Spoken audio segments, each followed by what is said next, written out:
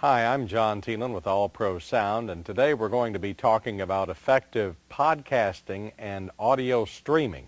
A lot of interest in this from our customers and just in the trade press around the world, people getting their message out to the masses, and we're better equipped to do that than ever before now with the activity and the onset of streaming and podcasting. So that's what we're going to be talking about today. And the first thing that you really need to decide is, what do you want to do, or what will you do? Are you going to stream your audio live, or would you rather podcast recorded material, or would you like to do both? You can certainly do both activities and reach a different audience by doing each one. So that's what you've got to decide. Now, why just audio? Well, I'll tell you why. There are several reasons. First would be economy in equipment. If you have a video installation and an audio installation and you have $1 to spend, the way it works out typically is that 80 cents out of the dollar is spent on video. The other 20 cents spent on audio. So I think it's pretty clear that you can see that for about 20% of the investment, or less even, you can do audio podcasting or streaming as opposed to video podcasting. There's also the lower bandwidth expense associated with an audio-only podcast. Obviously, it takes less bandwidth to carry a high-quality audio signal than it does for both video and audio. And I'd also like to tell you that audio communicates more.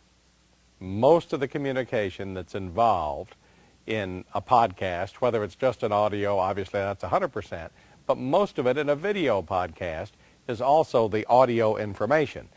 It's been said before that TV is radio with pictures. And indeed, you can look at a quote right out of a textbook for television production that's been used in colleges and universities for 40 or more years now by Herb Zettel. This is the 2009 edition of Zettel's Television Production Handbook. And in that handbook, in the audio chapter, Zettel says we are often totally unaware of the sound, this is with TV, unless there's an audio problem. All of a sudden we realize that without sound, we have a hard time following what is going on. But so long as we can hear the soundtrack, we can turn away from the TV and still know pretty much what's happening on screen. There it is from a professional who's been writing how-to books for college and university level instruction for television production for more than 40 years. Audio communicates the vast majority of the intelligence. Now, you've got to decide for yourself in your own organization what support is available. And what do I mean by that? Well, first of all, the financial resources. You may have to buy some equipment, or you may even have to hire some people to make this happen. Do you have the money to do that? The budget allocation. That's the first thing you need to look at. Then, do you have the people to do it? That is, does someone have the time? In a lot of house of worship situations, you're involved with volunteers who may have a full-time job, maybe even a full-time job plus one or more part-time jobs, in addition to the work they do at the church. So is there someone who has time to do what needs to be done with your podcasting or with your streaming operation?